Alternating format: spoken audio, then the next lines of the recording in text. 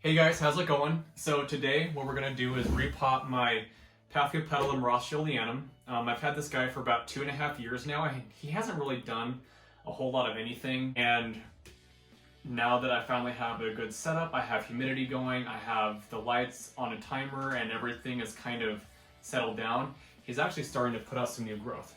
So I don't know if you guys can see this. I'm going to try to look on my phone while I'm doing this. There's a new growth down there. If it'll focus, with a new root tip, and there's a new growth right under there. So we're gonna get this guy repotted, and I'm not gonna repot him back into a basket slash self-watering pot. I'm just gonna stick him straight into a self-watering container that doesn't have a basket inside. So this is literally just a regular pot with drainage holes and an attached drainage tray, which can actually come apart. So that's what the bottom and the inside looks like. That's what the tray looks like. So basically just the same thing that he's already in, but instead of having a ton of air around his roots, which I know Phragmopediums and Paphiopedilums prefer not to have, he'll just be in a straight regular pot, no air holes, except out the bottom. So my moss is actually behind you guys.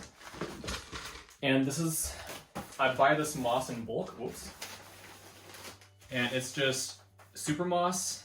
It's pure New Zealand sphagnum moss. I just want to make sure that they have the best growing medium that they possibly could be in. And the reason I use purely sphagnum moss is because it is so dry in my area that if I don't use just pure sphagnum moss, I end up having to water multiple times a day instead of just once a week or once every couple of weeks. So I'm just going to take this guy out of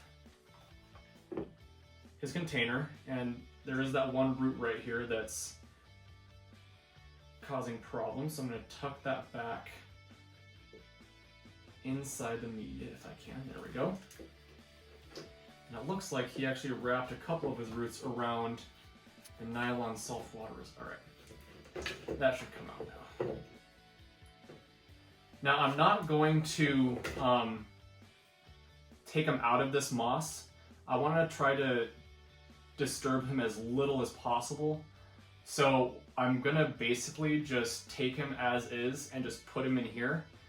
But I'm also going to add quite a bit more moss to this because the inside of this container is actually smaller than the inside of this one. And there is some bark chips in here which I'm not going to include because there's white on them, it's mold, I don't want that getting incorporated into the new media. So it actually smells really good. It doesn't have any kind of foul smell at all. It's a really, really good medium still. It hasn't broken down at all.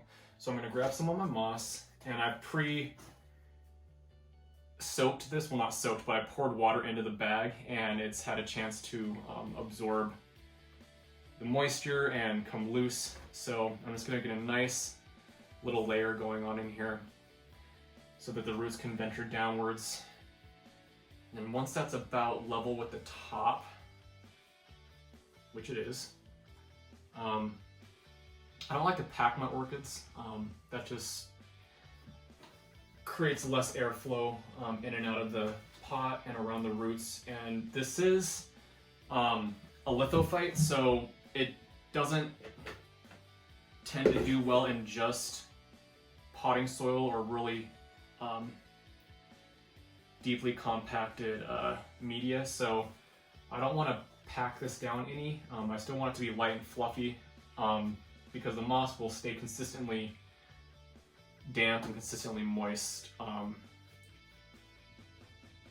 I'm never ever going to let it completely dry out. I just prefer if my orchids weren't completely dry. And you know what? That's actually a little bit high. So I'm going to take just a little bit of this out. I think that's the old stuff anyways. I'm going to take a little bit out, put it back in.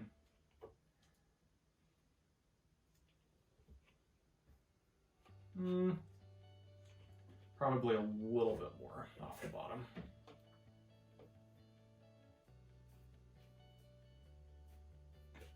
I've got about 3 inches of moss in the bottom of this, so I have plenty of room to spare. All right, that's about good.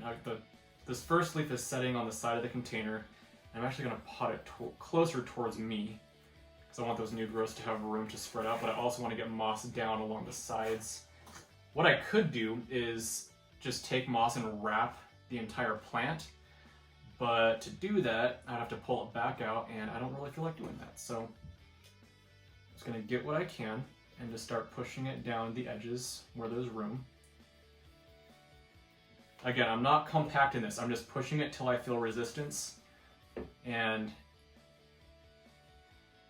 once I feel that resistance, I stop and move on to another area. I am not compacting this in any way.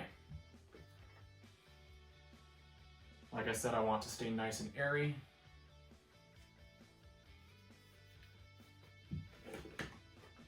Because it is not a terrestrial plant, it is a lithophyte. And a lot of people classify these as epiphytes, but they're really not. They grow along stream banks, and they're always near water, but they're never in actual dirt. So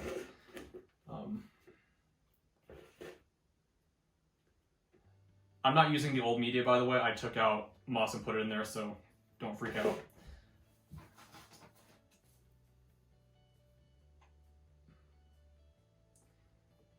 And I like this sphagnum moss over the store-bought puck stuff just because it is a bit better quality.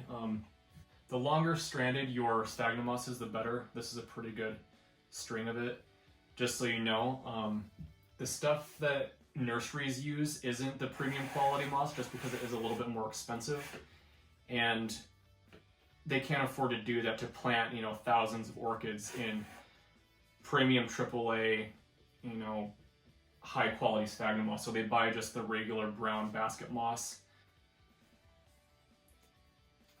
All right, put that on the ground. All right, moss is still really light and fluffy, real airy. I'm gonna build up a little bit more on this side just because there are new root tips coming out right close to that new growth, and I want those to be as close to the media as possible without burying the new growths, because I want it to make new roots. I don't want the plant to rely on the new growths for water intake. I want the original plant, I want him to start growing his own new roots, which I don't believe he did. He may have done one or two of them since I've had it, but you saw when it was still in the basket, it only had one root poking out the side. So I want the parent fan to continue making those new roots, but I also want to leave light directly above the new growths that are coming in so that they push themselves up out of the media and have room to grow. So there we go. He's potted up. I'm going to put his tag back in, and he's good to go. He gets to go back on the shelf.